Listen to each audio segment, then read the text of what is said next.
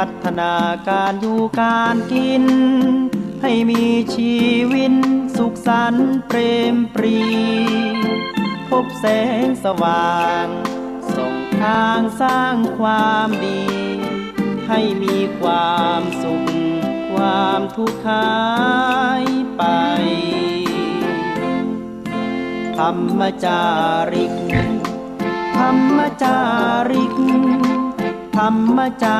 ริกธรรมจาริกธรรมจาริกธรรมจาริกธรรมจาริกขอถวายความเคารพพระมหาเถรานุเถระครูบาอาจารย์เจ้าทั้งหลายจุตนจุองค์เจริญสุขเจริญธรรมบรรดาท่านสาธุชนพุทธบริษัททั้งหลายที่ได้สดับรับฟังธรรมะทางสถานีวิทยุวัดฝ่ายหินมหาวิทยาลัยเชียงใหม่ในระบบคลื่น FM 104.50 เมกะเฮิรตซ์วันนี้สาระธรรมเสียงธรรมพระธรรมจาริกวัดสรีโสดาพระอารามหลวงจังหวัดเชียงใหม่โดยอัตมภาพท่านพระครูปัญญาสังฆการเป็นตัวแทนคณะพระธรรมจาริกคณะสงฆ์วัดสรีโสดาได้มาพบกับท่านสาธุชนคนฟังทั้งหลายวันนี้เป็นวันอังคารที่28กุมภาพันธ์2566เป็นวันสุดท้ายปลายเดือนในวันนี้ได้มาพบกับท่านผู้ฟังทั้งหลายหลังจากที่ได้รับธรรมะกันมาตลอด24 ชั่วโมงในรายการที่ครูบาอาจารย์ทางฝ่ายพระสงฆ์และผู้รู้เป็นฆราวาสได้นำมาปั่นมาแบ่งให้กับพี่น้องคนฟังทั้งหลายบ่ายวันนี้อาตมาภาพก็ได้เดินทางเข้ามาสู่รายการในเสียงธรรมยามบ่ายในวันนี้ก็ได้พูดได้จากกันไปเรื่องของงานศาสนกิจงานพระธรรมจาริกที่ได้เดินทางขึ้นไปบนยอดเขายอดดอยในครั้งก่อนได้เดินทางไปจังหวัดสุโขทัยญาติโยมได้ไปถวายองค์พระศรีวลีที่วัดพระธรรมจาริกชุมชนลวกพัฒนาอำเภอด่านลานหอยจังหวัดสุโขทัยซึ่งท่านอาจารย์บุญยงเขมชโยได้อาราธนาอาตมาภาพได้ไปเป็นประธานในการสมโภชพระศรีวลีเถระเจ้าพร้อมด้วยการน้อมนำถวายพระศรีวลีโดยที่เจ้าภาพนั้นได้สร้างถวายและเป็นผู้ที่เคยอุปถัมภ์การพัฒนาวัดพระธรรมจาริกของบ้านลวกชุมชนพัฒนาชุมชนเผ่าลวกซึ่งถือว่าเป็นหมู่บ้านใหม่ที่ได้โยกย้ายมาจากอำเภอแม่จันทร์อำเภอเมืองจังหวัดเชียงรายเข้ามาตั้งถิ่นฐานใหม่ในอำเภอด่านลานหอยจังหวัดสุโขทัยซึ่งการทำบุญครั้งนี้ก็มีเจ้าภาพก็คือคุณโยมเนตรนภาวัฒนาโภคายกิจและคุณณัฐพลวัฒนาโภคายกิจมาเป็นเจ้าภาพสร้างถวายพระศรีวลีมหาลาภ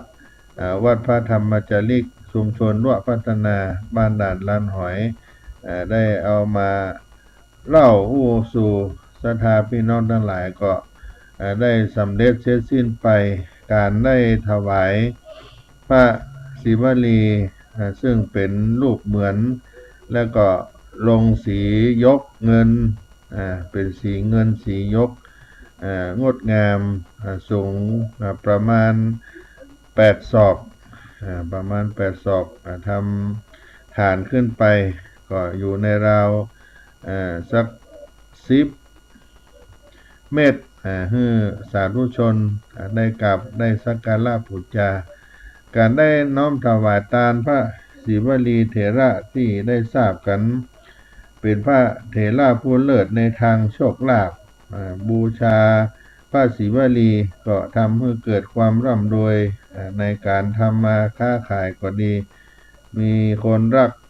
เมตตาชื่นชมนับถือพระศิวลีเถระหรือพระชิมพลีที่เป็นพระอรหันต์ที่มีบารมีทางด้านโชคลาภเพราะว่าท่านจะไปสู่ทิศทางใดหนใดแห่งหนใดมักจะเกิดลาภากับท่านอยู่เสมออาศัยบารมีของพระศิวลีนั่นเองทำให้ผู้ที่ได้เคารพสักการะบูชานมัสการกราบไหว้เป็นเนืองนิดได้รับผลมีความสงบสุขร่มเย็นสมบูรณ์สุขด้วยโภคทรัพย์พระศิวลีเถระหรือพระสิมพลีเป็นพระภิกษุสาวกเอตาทัคคะที่องค์สมเด็จพระสัมมาสัมพุทธเจ้าได้ตั้งประกาศไว้หนึ่งในพระอิสิติมหาสาวก80 องค์สำคัญในพระพุทธศาสนาในสมัยพุทธกาลตนหนึ่งพระศิวลีเถระเป็นเจ้าชายในโกริยาวงศ์ออกบวชในสำนักพระสารีบุตรบรรลุพระอรหันต์ในขณะที่ได้ปลงเกศาตัดผมนั่นเองและหลังจากบวชผนวดแล้วท่านเป็นผู้มีลาภสักการะมากด้วยกุศลกรรมที่ทำมาแต่อดีต ด้วยเหตุนี้ท่านจึงได้รับยกย่องจากองค์สมเด็จพระสัมมาสัมพุทธเจ้าเพื่อเป็นเอตทัคคะผู้เลิศในทางผู้มีลาภามีลาภมากที่เขาได้กราบไหว้ในหัวใจพระศิวลีว่านะชาลิติเป็นคาถากราบบูชาพระศิวลีหนึ่งพึ่งอ่อนน้อมนรชนชาตื่นแต่เช้าทนต่อสู้ลีรู้จักขวนขวายทางชอบขยันนาติอิดังนี้ผู้สืบสร้างจึงรวยอันนี้เป็นบทโครงที่ได้กล่าวถึงความหมายของนะชาลิติหรือนะจาลิติคำว่านะคำนี้นั่นต้านว่ามาจากคำว่านะโมซึ่งคำว่านะโมมีความหมายถึงความอ่อนน้อมถ่อมตนบ่ได้วางตนเหนือผู้อื่นไม่ดูถูกใครและน้อมรับฟังคำตามนี้จากผู้อื่นเพราะว่าจะอ่อนเยาว์กว่าหรือสูงวัยกว่านอกจากนี้ยังหมายถึงการที่ปราศจากความดื้อดึงในกมลสันดานอีกด้วยคำว่าชานั้นท่านว่ามาจากคำว่าชากริยานุโยคซึ่งมีความหมายตรงตัวก็คือเป็นผู้ที่ตื่นเช้านั่นก็หมายถึงผู้ที่มีความขยันขันแข็งไม่เกียจคร้านเอาแต่นอนด้วยความขยันนี้เป็นการช่วยกิจการต่างๆเพราะว่าจะเป็นการงานนอกบ้านหรือจะเป็นการงานในบ้านก็ยังรวมไปถึงการรู้จักรับผิดชอบในการทำงานของตนด้วยคำว่าลีท่านว่ามาจากคำว่าศีลหะหรือหมายถึงผู้ที่มุ่งมั่นที่จะทำงานในทางที่ชอบทางที่ชอบในที่นี้ก็หมายถึงทางที่ถูกต้องตามศีลธรรมไม่ใช่ทางทุจริตอย่างการทำงานนั้นก็ต้องทำงานที่สุจริตถูกกฎหมายและป มาฮื้อทำผู้อื่นได้เดือดร้อนเช่นนี้จะถือว่าเป็นงานที่ชอบตามความหมายของคำว่าลีในพระคาถาคำว่าตินั้นท่านว่ามาจากคำว่าอิติซึ่งมีความหมายว่าดังนี้ก็เหมือนกับการสรุปความข้างต้นนั้นทั้งหมดว่าเป็นดังนี้มีดังนี้และจงปฏิบัติดังนี้นั่นเองการได้บูชาพระศรีวลียามค่ำคืนนั่นจะช่วยให้จิตใจของเรานั้นปลอดโปร่งผ่องใสซึ่งหากว่าเราตื่นแต่เช้าไปทำงานสุจริตพระศรีวลีเองก็จะชื่นชมและทำให้คุ้มครองดูแลความเป็นความไปได้มีความดูแลอภิบาลรักษาเรารวมไปถึงการให้ราบผลต่างๆเกิดขึ้นกับตัวเขานั่นเองผู้บูชาศรีวลีก็จะบันดาลให้มีโชคมีลาภทำสิ่งใดก็ประสบความสำเร็จคิดหวังสิ่งใดก็จะเป็นตามใจที่ปรารถนามียศสรรเสริญมีแต่คนไหว้คนเคารพนับถือมามีอดอยากมีเข้าของเงินคำเครื่องใจพร้อมบริบูรณ์ชีวิตก็มีความสุขถามหาความทุกข์นั้นก็หาบัดเจอในยามที่มีอันตรายใดๆก็จะแคล้วคลาดหรือไม่บุญบารมีของพระศรีวลีจะช่วยผ่อนสิ่งที่นักอยู่ให้กลายเป็นเบานั่นเองเนื่องด้วยพระศรีวลีทำการคุ้มครองผู้ที่นับถือบูชาพระองค์และตั้งมั่นในพระพุทธศาสนาดำรงอยู่ในศีล5ประการนั่นเองพระศรีวลีเป็นพระอรหันต์บันดาลโชคลาภแม้แต่พระสัมมาสัมพุทธเจ้าก็ยังยกย่องหากว่าได้สักการะบูชาก็เกิดความสงบร่มเย็นทำมาค้าขายมีคนรักนับถือมีความร่ำรวยศัตรูมารร้ายและอันตรายก็ก้ำกายย่ำยีบ่ได้จะมีแต่ความสุขสิริสวัสดีมงคลแม้เพียงเอ่ยนามหรือสวดพระคาถาลำลึกถึงพระศิวลีด้วยความเลื่อมใสลาภสักการะก็จะบังเกิดขึ้นกับบุคคลผู้นั้นได้ไหลกันมาได้เป็นดังสายน้ำเกิดความอุดมสมบูรณ์เกิดขึ้นกับตนกับตัวผู้ที่ได้กราบได้สักการะบูชาอาตมาภาพก็ได้เดินทางไปร่วมในกิจกรรมในวัดพระธรรมจาริกบ้านลวดพัฒนาพี่น้องชนเผ่าลวดที่นั้นก็เป็นผู้ที่มีจิตใจที่รักกินรักทาน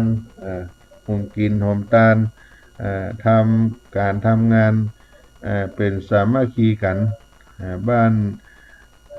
วัดพระธรรมจารีชุมชนลวดพัฒนาตำบลลานหอยอำเภอด่านลานหอย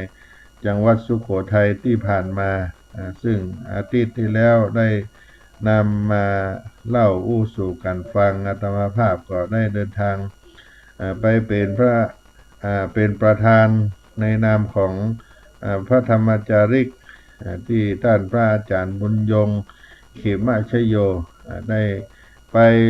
เจริญพระพุทธมนต์สมโภชองค์พระศิวลีในช่วงค่ำวันที่17กุมภาพันธ์ที่ผ่านมาในช่วงเช้าก็ได้อัญเชิญวัตถุมงคลต่างๆเข้าร่วมพิธีอีกรอบหนึ่งก็มีการได้เปิดเนตรองค์พระศิวลีและได้ถวายพระศิวลีประดิษฐานตั้งมั่นไว้วัดพระธรรมจารีชุมชนลวดพัฒนาตำบลลานหอยด่านลานหอยตำบลลานหอยอำเภอด่านลานหอยจังหวัดสุโขทัยในวันที่18กุมภาพันธ์2566ในการไปร่วมงานต่างพี่น้องชมเผ่าลวดเพิ่นก็ได้นำเอาศิลปะการแสดงอันเป็นวัฒนธรรมงดงามของพี่น้องเผ่าลวดที่เพิ่นได้อนุรักษ์เอาไว้ทั้งภาษาพูดวัฒนธรรมของเผ่าลวดเอาไว้เอามาให้กับเจ้าภาพญาติโยมทั้งหลาย ได้มาชมมาหันนี่ก็เป็นผลงานหนึ่งของงานพระธรรมจาริกศรัทธาญาติโยมทั้งหลายก็ได้บุญบารมีเกิดขึ้นที่เราได้ทำกันบุญกุศลดุจรดน้ำที่โคนคือผลที่ยอดบุคคลที่ทำบุญมีทานเป็นต้นในการทำบุญกุศลทำบุญมีทานเป็นต้นในก่อนย่อมได้รับความสุขในบัดนี้ภูเพตานาทิกังกัตตวาอิคานิลาภาติสุขังปุเพตานาทิกังกัตตัวอิตานิลาภาติสุขังบุคคลทำบุญมีทานเป็นต้นในก่อนย่อมได้รับความสุขในบัดนี้บุญกุศลดดรดน้ำที่โคนให้ผลที่ยอดบุญนั้นก็หมายถึงการคัดถูชำระสิ่งสกปรกทางใจมี3อย่างก็มีทานหมายถึงการให้เป็นการกำจัดความโลภการให้การฮื้อนี่ก็เป็นการกำจัดความโลภที่ทำให้บุคคลเห็นแก่ตัวศีลเป็นการทำกำจัดความโกรธทำให้ใจที่ทำให้จิตใจเร่าร้อนก็ศัตรูวุ่นวายอันที่3ภาวนาก็เป็นการกำจัดโมหะหรืออวิชชาตัวที่ทำให้จิตหลงมัวเมาติดอยู่ในอบายมุขติดอยู่ในอมุขอย่างโมหัวบกขึ้นการทำบุญเหมือนการปลูกต้นไม้เป็นการลงทุนนิดน้อยแต่จะต้องใช้เวลาในการบำรุงการทำบุญเหมือนเราปลูกต้นไม้เป็นการลงทุนที่น้อยจะต้องใช้เวลาในการบำรุงทนุถนอมดูแลเมื่อถึงเวลาที่ต้นไม้ผลิดอกออกผลเพิ่มกำไรให้เกิดขึ้นมากและเป็นผลระยะยาวผลระยะยาวที่เราได้ทำได้ปลูกขึ้นมาผลบุญที่บุคคลได้มาเกิดเป็นมนุษย์ในชาตินี้ก็เพราะต้นบุญที่ได้เคยปลูกไว้เมื่อชาติปางก่อนที่แล้วมาก็จึงยืนยันว่าผลบุญนั้นมีจริงและให้ผลจริงการทำบุญนักปราชญ์ท่านได้กล่าวไว้ว่าเหมือนรดน้ำที่โคนต้นแต่ไปให้ผลที่ยอดธรรมดาว่าต้นไม้ที่เขาปลูกต้นไม้ที่คนเขาปลูกไว้บนพื้นดินที่เหมาะสมจำเป็นต้องบำรุงรักษาด้วยการรดน้ำกุดกุ่นดินใส่ปุ๋ยใส่อาหารที่บริเวณเก้าโคนต้นนั้นเก้ามันต้นมันแต่ว่าดอกผลที่ต้องการนั้นมันจะไปเกิดที่ลำต้นหรือที่ยอดทั้งนี้จะต้องรอการเวลาที่ดอกผลจะออกให้นั่นเป็นผลที่ต้องการในทำนองเดียวกันนั้น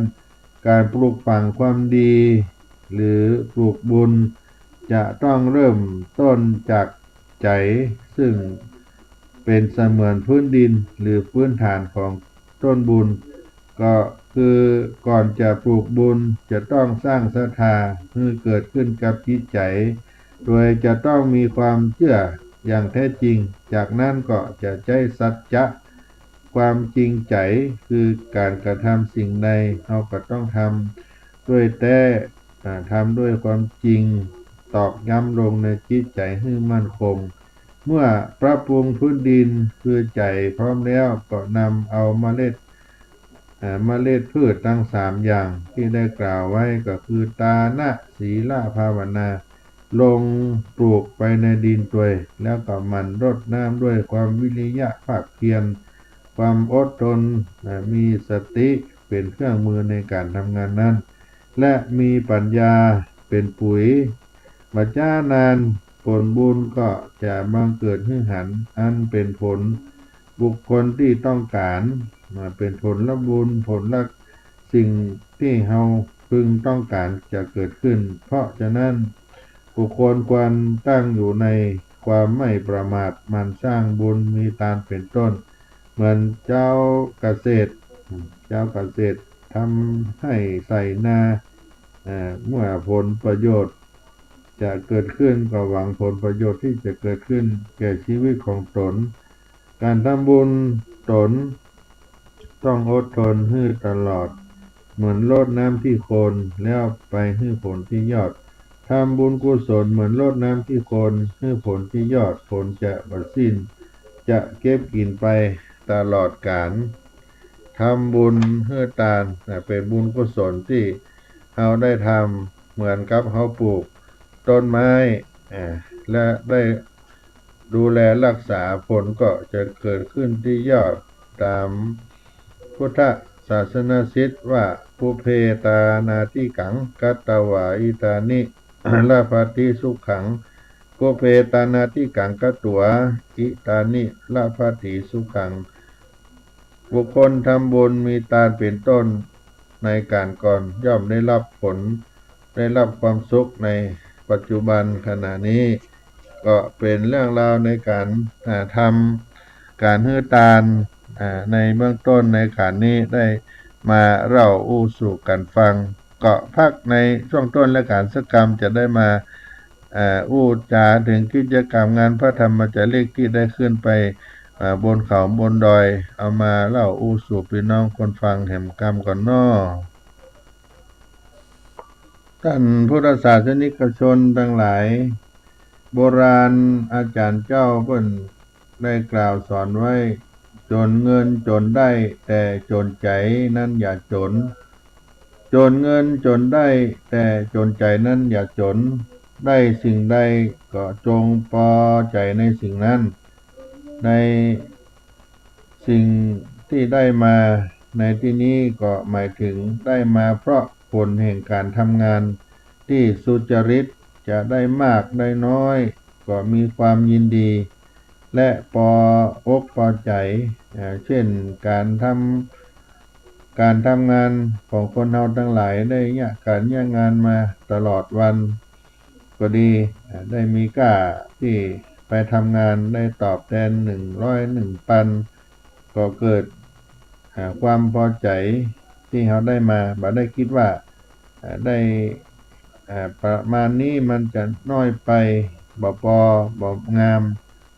อาจจะใจเล่ห์เหลี่ยมเพทุบายได้ยักยอกของออกเปิ้นมาให้ได้มากกว่านี้ก็ได้แก่ให้พอใจในสิ่งที่ได้มาอย่างสุจริตได้สิ่งที่เขาได้มาใน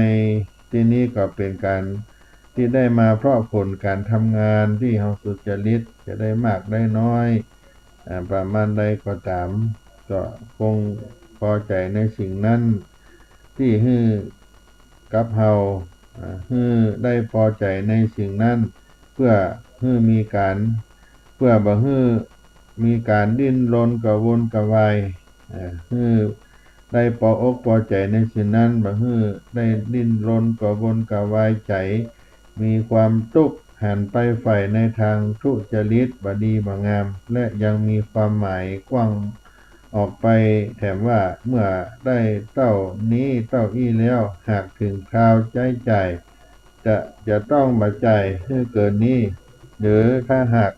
เป็นสิ่งของก็ให้ทำความพอใจในสิ่งนั้นใช้จ่ายสิ่งนั้นให้คุ้มค่าจะบ่ได้ต้องไปแสวงหามาใหม่ให้เสียเงินเสียทองเสียเงินเสียคำมากขึ้นไปกว่านี้ความจริงมีอยู่ว่าความสุขเกิดจากความพอใจความทุกข์เกิดจากความบ่พอใจญาติโยมทั้งหลายในความเป็นจริงความสุขนั้นเกิดจากความที่เรามีความพอใจถ้าความทุกข์เกิดขึ้นก็เกิดจากความบ่พออกพอใจคนจนทำงานวันนี้ได้เงินมาเท่านี้ก็เพียงพอแก่ค่าที่ได้ตอบแทนมาในการทำงานพอแก่การใช้ชีวิตประจำวันมีความพอใจก็จะเกิดความสุขส่วนคนที่มีเงินในวันใดได้แค่นี้ที่ได้ทำงานส่วนคนที่มีเงินวันนี้ได้แค่นี้บ่พอใจเพราะยังเป็นหนี้เขาอีก เป็นจำนวนมากพ่อข้าที่ตนเป็นคนมือใหญ่ใจเติบก็จะบังเกิดความทุกข์มักจะอู้กันเสมอว่าไผบ่เคยจนเป็นคนมีบ่ได้ไผที่เป็นบ่เคยทุกข์เคยจนเป็นคนมีบ่ได้แสดงว่าความจนนี้เป็นการสอนคนให้รู้จักความเป็นคนแต่คนจนนั้นมีอยู่สองประเภทจนเพราะบ่มีเงินและจนเพราะมีเงินใจบ่พอใจจนเพราะบ่มีเงินและจนเพราะมีเงินบ่พอใจจ่ายคนจนอย่างหลังนี้กำหนดบ่ได้ว่าจะต้องมีเงินสักเท่าใดจึงจะพออกพอใจอย่างนี้เรียกว่าเป็นคนที่บ่รู้จักพอที่ท่านกล่าวว่าบ่รู้จักพอจะขอทุกข์ลักความจริงมีอยู่ว่าถ้าซื้อหาสิ่งของอันใดมาจะต้องมีความพอใจในสิ่งนั้นเพื่อจะใช้สิ่งนั้นให้คุ้มค่าเกินกว่าราคาที่ซื้อมาอย่าซื้อมีดมา1เล่มราคา100 บาทพอมาถึงบ้านบ่พอใจลุ่งขึ้นไปซื้อมาแถมเรียกว่าเพราะความบ่พอใจต้องไปเสียเงินแถม100 บาทอย่างนี้เป็นต้นจึงควรทำความพอใจในสิ่งที่มีอยู่นั่นเพราะฉะนั้นคนเฮาก็ควรรู้ถึงค่าของเงินหรือสมบัติสิ่งของเพื่อทำให้เกิดความประหยัดในการใช้จ่ายบ่ฟุ่มเฟือยของที่มีอยู่ก็ใช้ได้บ่ต้องไปเสียเงินซื้อมาใหม่แถมได้สิ่งใดก็จงพอใจสิ่งนั้นอย่าจนเพราะบ่พอจงพอใจในความจนแล้วใช้อดทนเป็นเครื่องนำทางได้สิ่งใดก็พออกพอใจในสิ่งนั้นเราได้ทำสิ่งใดแล้วก็ได้ประมาณใดก็พึงพออกพอใจในการที่เราได้ทำมาได้อู้ไปหลังจากที่ได้ไปจังหวัดสุโขทัยในอำเภอด่านละหอยช่วงวันที่18 กุมภาพันธ์ที่ผ่านมาหลังจากฉันภัตตาหารเพลเสร็จจากการถวายเปิดเนตรพระศรีวลีแล้วก็เดินทางไปในวัดพระธรรมจาริกงานพระธรรมจาริกบนพื้นที่สูงวัดพระธรรมจาริกแม่ตาแปตำบลบ้านแก่งอำเภอศรีสัชนาลัยจังหวัดสุโขทัยก็ในการเดินทางนั้นก็มีอัตมาภาพด้านพระครูปัญญาสังฆการด้านอาจารย์พระครูสุเมธพัฒโนไทยเจ้าคณะอำเภอเมืองสุโขทัยและก็พากันเดินทางไปถึงวัดพระธรรมจาริกแม่ตาแปก็มีท่านอาจารย์พระครูไพโรจน์ชัยศิษฐ์วัดสิทธิชัยธรรมอำเภอศรีสัชนาลัยอาจารย์ชนชัยเป็นเจ้าอาวาสวัดพระธรรมจาริกแม่ตาแปและท่านพระมหานัทพลกตบุญโยได้นำเอาชาวบ้านญาติโยมมาร่วมบุญในการนี้มีการถวายเจ้าฟ้าวิหารเพื่อนได้สร้างวิหารขึ้นหลังหนึ่งก็ประมาณสัก20 เมตรกว้างประมาณสัก8 เมตรญาติโยมก็พอเหมาะพองามก็ได้มีเจ้าภาพสร้างเจ้าฟ้า4 ตัวซึ่งวิหารนั้นก็มีด้านหน้า2 ศตตั้งหลัง2 ศตก็เป็น4 มุมหลังคาที่จะได้นำเอาเจ้าฟ้านั้นขึ้นไปประดิษฐานก็เดินทางไปถึงวัดพระธรรมจาริกแม่ตาแปเพิ่นก็มีการเตรียมงานการพระสงฆ์คณะพระธรรมจาริกตั้งแต่8 โมงเช้าก็มีการสวดมนต์ถวายพระตาหารเจ้าพระตาหารเพลเจริญพระพุทธมนต์เลี้ยงลงทานกันตลอดวันนิมนต์พระสงฆ์ฉันเจ้าฉันเพลตลอดวันที่18 กุมภาพันธ์และช่วงบ่ายก็มีการปีพาทย์บรรเลงการละเล่นต่างๆของวัฒนธรรมซึ่งมีมอญมีม้งมีเมียนได้อาศัยอยู่และก็คนพื้นราบพี่น้องกะเหรี่ยงอยู่ด้วยก็2 3 4ชนเผ่ามีการแสดงก็เอามาทั้งมอญทั้งม้งทั้งกะเหรี่ยงทั้งเมียนเอามา ต้อนรับผู้มาร่วมงานตั้งแต่บ่ายโมงไปถึงเวลา16 นาฬิกาตามมาภาพก็เดินทางไปถึงที่หั่น16 นาฬิกาและไปพักสักกรรมหนึ่งในเวลา16 นาฬิกา30 นาทีก็มีการเข้าสู่พิธีการเปิดงานการทำบุญยกจอกฟ้าซึ่งทางท่านอาจารย์ชนชัยเป็นเจ้าวาดวัดพระธรรมจาริกเมตตาแปรก็ได้เชิญผู้มีเกียรตินายอำเภอข้าราชการอบต.ครูนักเรียนพ่อค้าพาณิชย์พี่น้องชนเผ่าทุกชนเผ่าที่บ้านใกล้ก็มีบ้านปากคาบ้านห้วยหยวกในตำบลบ้านแกงหลายหมู่บ้านมาร่วมกันก็ได้มีการบวงสรวงเทพาอารักษ์อัญเชิญเทพยดามาร่วมงานโดยท่านพระมหานัตพลกตปุญโญคนได้นำคณะมามีบายสีมีเครื่องบวงสรวงต่างๆเมื่อบวงสรวงเสร็จแล้วก็มีการเจริญพระพุทธมนต์โดยคณะสงฆ์ตำบลบ้านแก่ง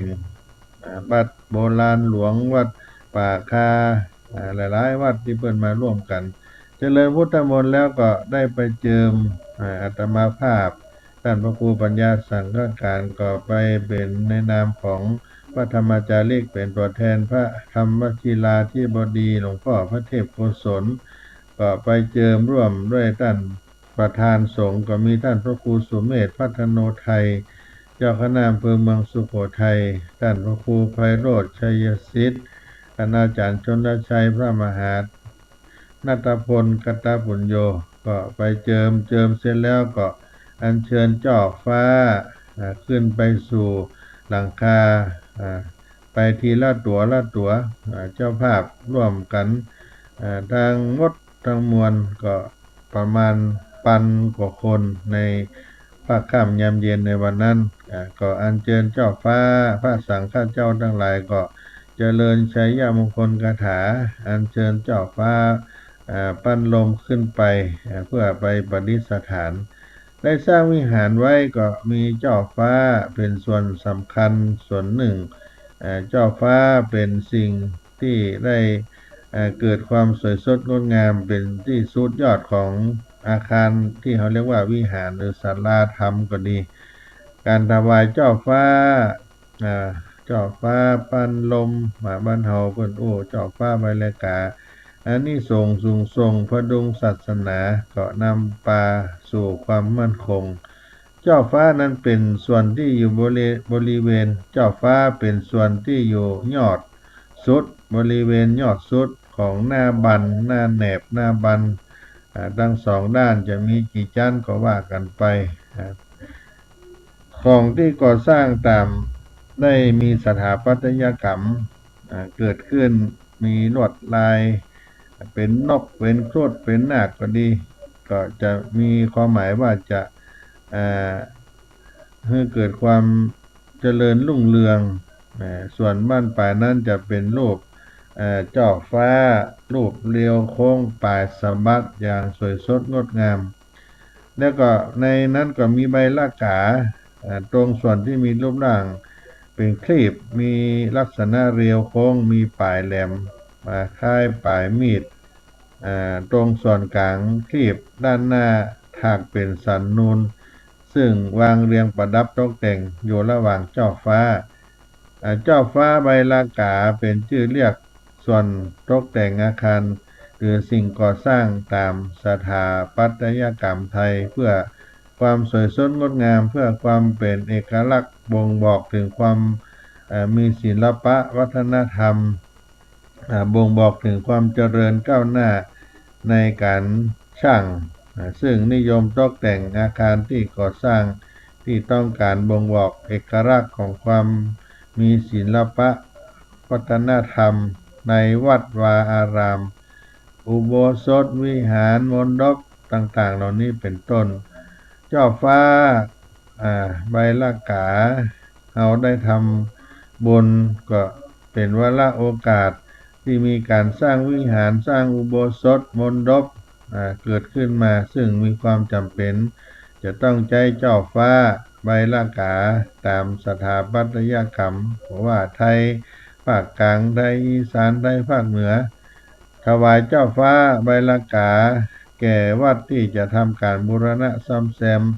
อุโบสถเราก็มีโอกาสได้ทำได้สร้างวิหารมณฑปอย่างต่างๆเหล่านี้ซึ่งมีความจำเป็นที่จะต้องการในการเปลี่ยนเจ้าฟ้าใบลากาใหม่เราก็จะมีโอกาสได้ถวายและก็ถวายเจ้าฟ้าใบลากาเพื่อใช้งานจริงๆนั้นบ่ได้เกิดขึ้นบ่อยครั้งมากนักก็ได้ทำแล้วก็จะเป็นโอกาสที่ได้ทำเป็นมงคลในชีวิตหากบ่ได้เป็นเจ้าภาพซื้อเจ้าฟ้าใบลากาได้เป็นเจ้าภาพเฮือตาลก็ขอให้มีส่วนร่วมในการบริจาคในงานยกเจ้าฟ้าใบลากานี่ก็จะเป็นมงคลเกิดขึ้นกับเฮาที่เฮาได้ไปร่วมงานหรือได้ไปเป็นเจ้าภาพก็ดีเพิ่นก็มีคำถวายเจ้าฟ้าว่าข้าแต่พระสงฆ์ผู้เจริญขอได้รับทราบข้าพเจ้าทั้งหลายขอได้ถวายเจ้าฟ้าใบลากาแก่คณะสงฆ์เพื่อเป็นพุทธบูชาขออานิสงส์ในการถวายเจ้าฟ้าใบลากาเป็นพุทธบูชานี้จงเป็นไปเพื่อประโยชน์เพื่อความสุขของข้าพเจ้าทั้งหลายแก่ปิยชนคนที่ฮักแก่พ่อแม่ญาติพี่น้องเหล่านี้เป็นต้นให้ได้รับบุญรับความสุขตลอดกาลเรื่องอานิสงส์การทำบุญให้ทานเจ้าฟ้าใบลากานั่นมีอานิสงส์ผลบุญทั้งนั้นแต่อานิสงส์อาจจะไม่ใช่เรื่องตายตัวว่าจะต้องเป็นแบบนี้อย่างนี้แม้จะเคยมีตัวอย่างเล่าว่าควรถวายสิ่งนั้นแล้วได้อานิสงส์อย่างนี้แต่มันก็เป็นเรื่องบอกเล่าว่าคนเคยเป็นเรื่องบอกเล่าว่าเคยเกิดขึ้นกับคนนั้นๆบุคคลนั้นๆอย่างนั้นแต่บ่สามารถจะยืนว่าจะได้ยืนยันว่าจะต้องเกิดกับเฮาแบบนั้นเช่นคนที่ถวายดอกไม้สีต่างๆสีขาวสีเหลืองแล้วได้ไปเกิดเป็นเทวดามีวิมานสีเหลืองสวยสดงดงามนั่นเป็นเรื่องที่เคยมีแต่ก็บ่ได้หมายความว่าจะมีแก่ทุกคนที่ได้ถวายทานแบบนี้จะต้องได้ผลเกิดขึ้นเป็นแบบนี้ผลบุญอาจจะส่งเป็นอย่างอื่นก็ได้เป็นต้นว่าเฮามีสุขภาพแข็งแรงมีผิวพรรณวรรณะผ่องใสมีเครื่องประดับประดาเกิดขึ้นในตนตัวเป็นที่น่าพึงพอใจอาจจะเป็นแบบไหนอย่างไรก็อาจจะเกิดขึ้นการทำให้ทานนั้นก็จะต้องอธิษฐานได้รับอานิสงส์ในการให้ทานสำหรับอานิสงส์การให้ทานเจ้าฟ้าใบลากาตามความเชื่อของนักปราชญ์เพิ่นได้กล่าวไว้ว่าสุวรรณตาทำให้ต้านเป็นผู้มีผิวพรรณดีงดงามสุสารตาทำให้ต้านเป็นผู้มีเสียงดีไพเราะน่าฟังสุสันฐานังทำให้ต้านเป็นผู้มีสวดทรงอันงดงามสุรูปตาทำให้ต้านเป็นผู้มีรูปงามเป็นหน้าพอเป็นที่หน้าพอหน้ากอยอย่างยิ่งจะทำให้ชะตาชีวิตมีความเจริญขึ้นสูงขึ้นบัดตกไปในอบายภูมิหากในขณะที่ตายก็มีใจยินดีในบุญนั้นมีจิตใจเป็นคนใฝ่ดีใฝ่งามใฝ่ความก้าวหน้ามีเกียรติมีความสง่างามบุญนี้ส่งผลให้ต้านได้ในสิ่งที่ตนปรารถนาดีแล้วตั้งไว้ดีแล้วหากต้านปรารถนาพุทธภูมิก็ย่อมปรารถนาได้บุญนี้ก็จะส่งให้ต้านได้เกิดในตระกูลสูงบุญนี้ก็จะส่งให้ต้านได้สำเร็จมรรคผลนิพพานโดยเร็วกว่าบุคคลอื่นง่ายกว่าคนอื่นบุญได้ถวายเจ้าฟ้าใบลากานี้ก็จะส่งผลให้ต้านเป็นที่รักของมนุษย์ทั้งหลายในปัจจุบันชาตินี้บุญนี้ก็จะส่งผลให้ต้านเป็นที่รักของเทวดาทั้งหลายในชาติปัจจุบันนี้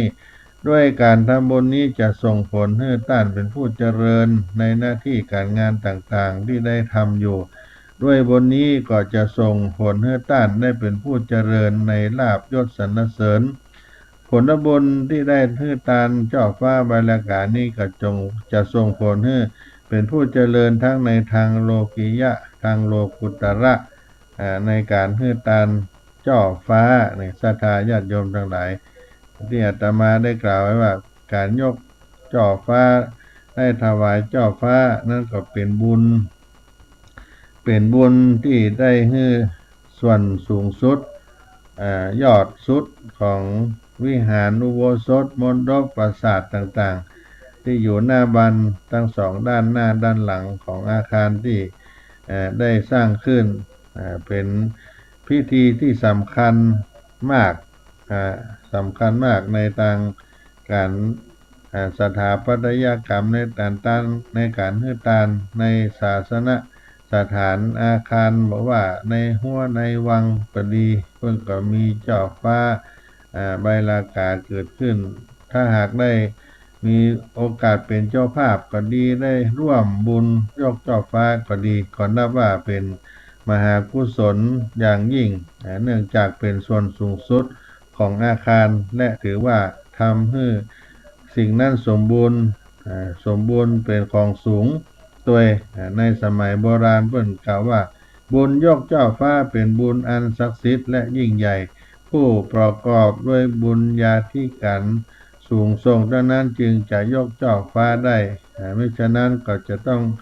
ใช้วิธีร่วมบุญร่วมกันเป็นหมู่เหล่าเพื่อให้บุญนั้น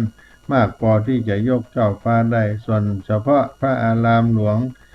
จะหาโอกาสได้ร่วมบุญเจ้าฟ้านั้นก็ยากเต็มทีอานิสงส์ยกเจ้าฟ้าที่ได้กล่าวไปหลายประการนั้นก็จะทำให้ชีวิตได้เจริญรุ่งเรืองบ่ตกต่ำก็ได้ไปเกิดในอบายภูมิมีใจดีใจงามมีความก้าวหน้าในการงานหน้าที่มีความสง่างามในตนในตัวหากมีไผมาบอกบุญยกเจ้าฟ้าเอาก็มีส่วนร่วมได้สร้างบุญกุศลที่ได้กล่าวไปในอานิสงส์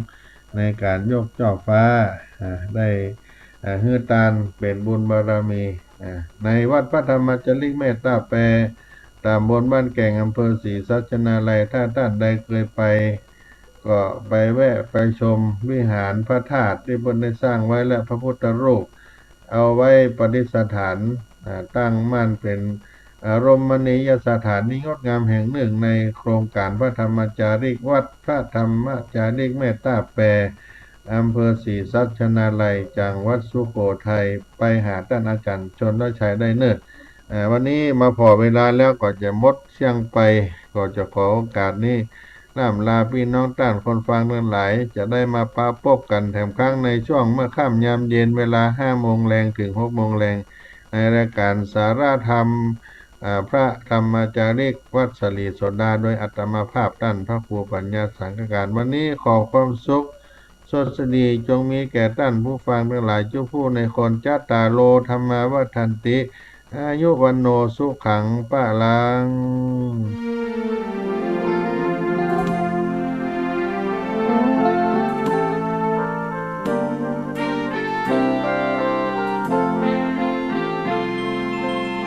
ดินแดนถิ่นดงธุระกัน